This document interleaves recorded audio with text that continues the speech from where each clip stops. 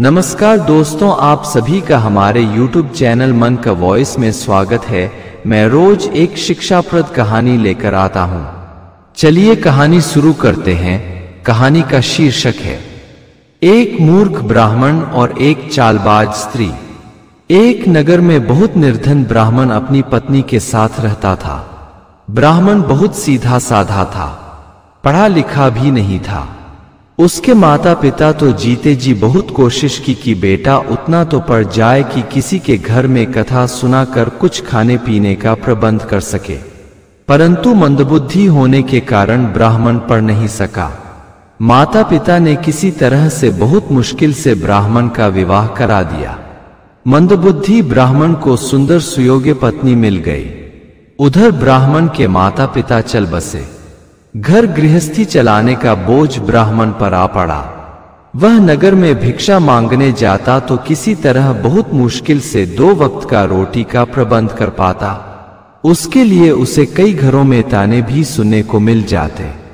कोई तो उसे सलाह दे डालता कि भीख मांगना बंद कर कोई रोजगार कर लो। भिक्षा मांगना विद्वान ब्राह्मणों को शोभा देता है। अनपढ़ और गंवार ब्राह्मण भीख मांगे तो चांडाल और उसमें अंतर नहीं रह जाता। चूंकि ब्राह्मण भोला भाला था, लोग उसे मूर्ख मंदबुद्धि कहा करते थे। ब्राह्मण को कोई आदर नहीं देता था, उसे कोई दंड प्रणाम भी नहीं करता। मगर इन बातों से ब्राह्मण को कोई फर्क नहीं पड़ता था। उसे सिर्फ अपनी पत्नी और अपने पेट भरने से मतलब था। किसी तरह खींच खांच कर ब्राह्मण की जिंदगी की गाड़ी चल रही थी। एक दिन ब्राह्मण नगर में गया। वह सारा नगर घूम आया, उसे कोई भी एक मुट्ठी चावल भी नहीं दिया। घर में पहले से कुछ संचय करके रखा नहीं था, तो दोनों पति पत्नी को भूखे रहना पड़ा। पंडितानी चूंकि बहुत चतुर और चालाक थी, परंतु घर चलाने के लिए भोजन की व्यवस्था नहीं कर सकती थी। वह पंडित से बोली, आप किसी अन्य नगर में जाओ।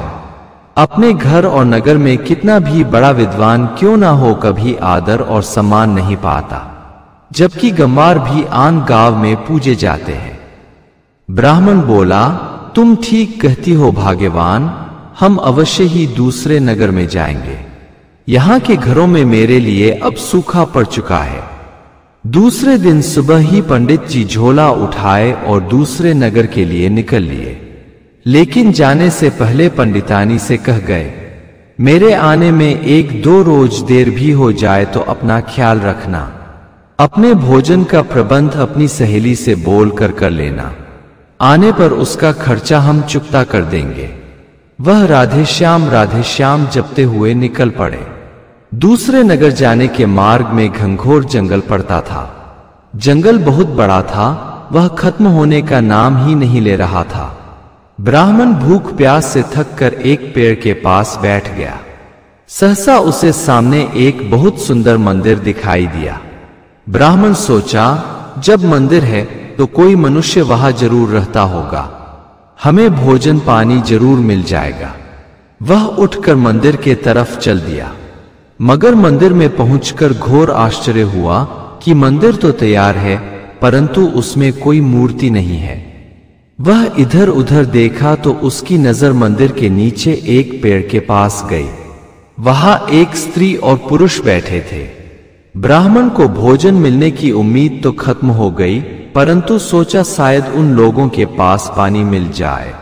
वहां जाकर ब्राह्मण बोला, क्या आप लोग मुझे पानी पिला सकते हैं? तब पुरुष बोला, पानी ही क्यों महाराज, 2 पहर हो गया है, अब तो भोजन का वक्त हो चला है। हम किसी ब्राह्मण को बिना भोजन कराए नहीं जाने देते। उस आदमी ने अपनी पत्नी से कहा, भाग्यवान ब्राह्मण को भोजन करा दो। उस स्त्री ने ब्राह्मण को बहुत स्वादिष्ट भोजन कराया।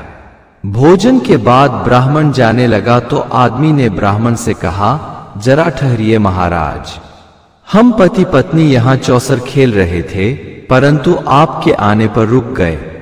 हम फिर से चौसर खेलने जा रहे हैं, परंतु यहां हम दोनों में हार जीत का निर्णय लेने वाला कोई नहीं है।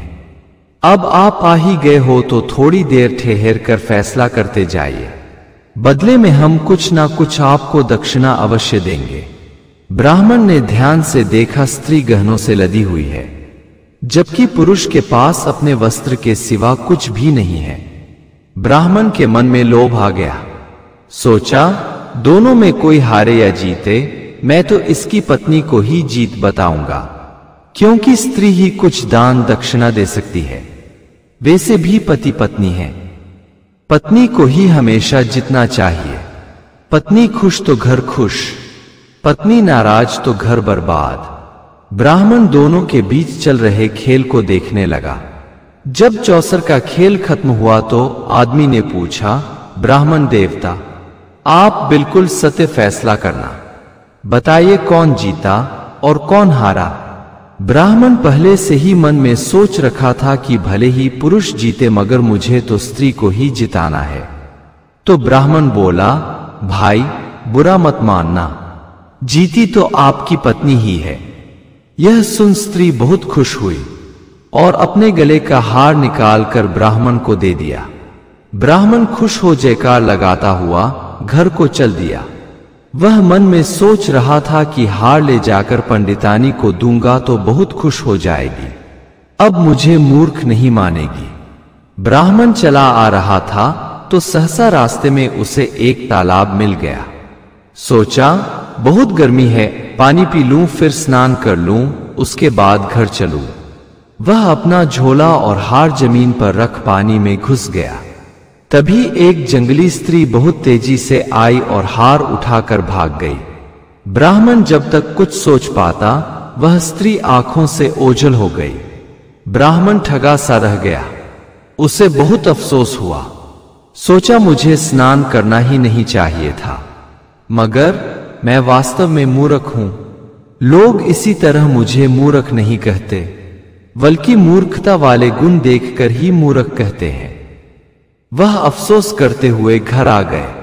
इस विषय पर अपनी पत्नी से कोई चर्चा नहीं की, चुपचाप बिना खाए पिए सो गया। सुबह उठकर पुनः उसी स्थान पर पहुंचा जहां मंदिर था। वहीं पति पत्नी पेड़ के नीचे बैठे थे। वे ब्राह्मण को देखते ही बोले, आवो ब्राह्मण देवता, भोजन का समय हो गया है, भोजन कर लो। स्त्री ने कल से भी ज्यादा स्वादिष्ट भोजन कराया। आदमी बोला, ब्राह्मण देवता जाना नहीं, बल्कि आज भी हमारे और पत्नी के बीच खेले जा रहे चौसर के हार जीत का फैसला करके ही जाना।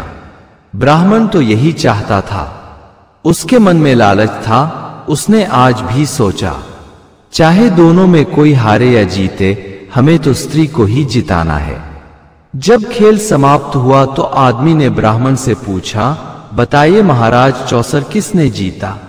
तब ब्राह्मण बोला, यजमान, चौसर तो आपकी पत्नी ने ही जीता है। कल की तरह आप आज भी हार गए हैं।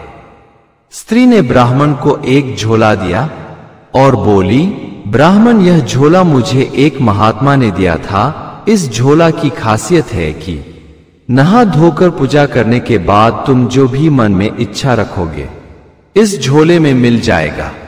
सोना चांदी, रुपया पैसा, धन दौलत, तरह तरह के भोजन, मिठाइयां, वस्त्र इत्यादि मिल जाएगा, मगर तुम्हारे सिवा कोई दूसरा इसका उपयोग करना चाहे तो नहीं कर पाएगा।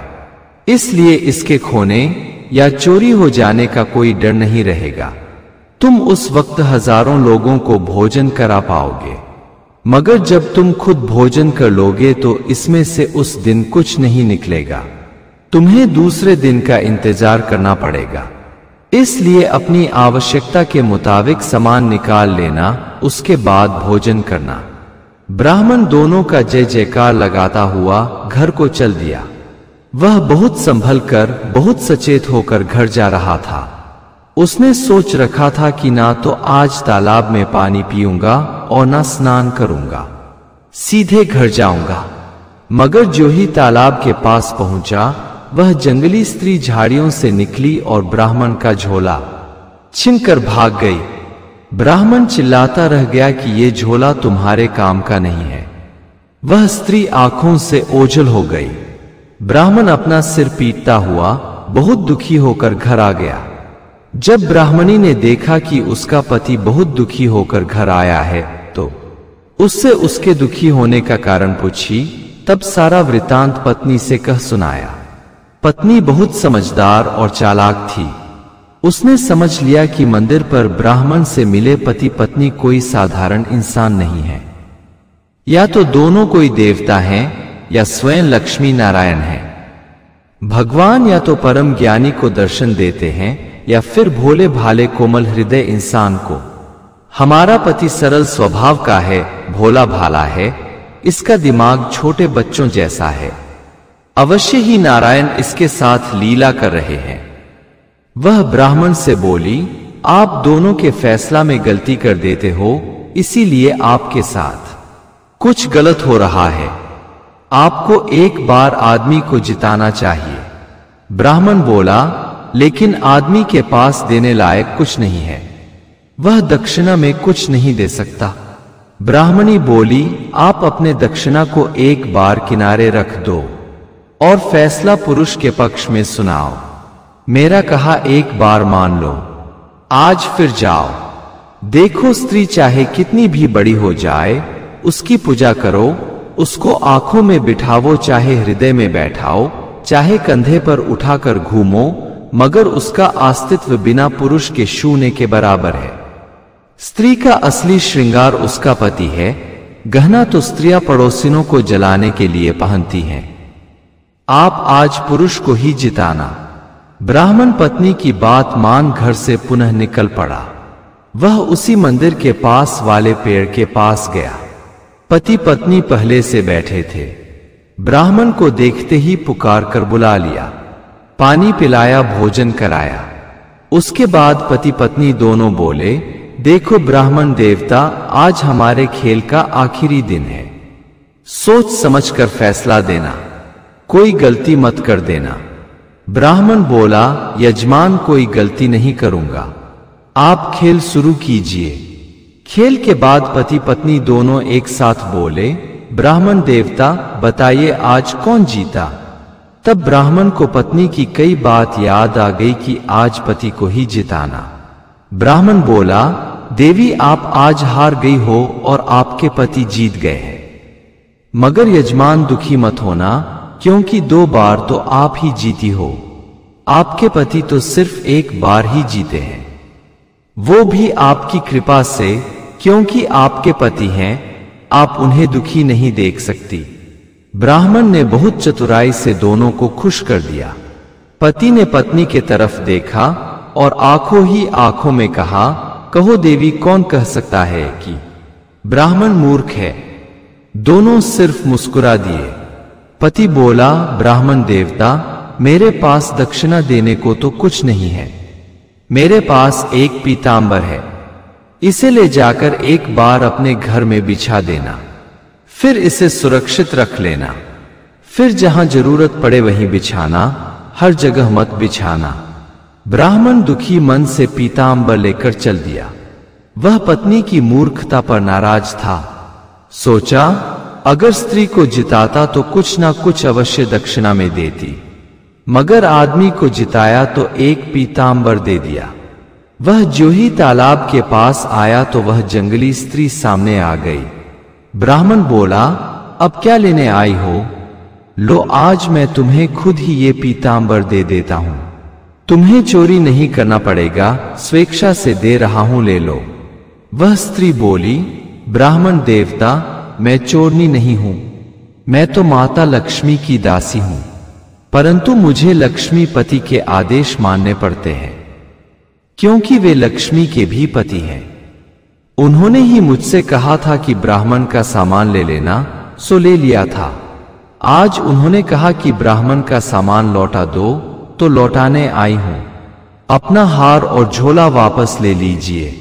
आपको जो प्रभु ने पीतांबर दिया है, उसे जहां बिछा दोगे वहां अपने आप महल खड़ा हो जाएगा, इसलिए हर जगह मत बिछाना। सभी सामान वापस कर स्त्री अंतर्ध्यान हो गई। ब्राह्मण देखता रह गया। उसके ज्ञान चक्षु खुल गए थे, जिसे वह साधारण मनुष्य और पति पत्नी समझ रहा था। वह तो नारायण थे। वह जल्दी से घर आया। पंडितानी को हार और झोला दे दिया। घर के अंदर पीतांबर बिछाया तो महल तैयार हो गया। वह अब भी अपनी मूर्खता पर पछता रहा था। वह पत्नी से बोला, कल हम दोनों उस मंदिर में साथ चलेंगे तथा दोनों पति पत्नी जो लक्ष्मी नारायण हैं उनके पैर पकड़ना पहचान पाने के लिए क्षमा मांगेंगे। दोनों सुबह ही मंदिर के लिए निकल पड़े।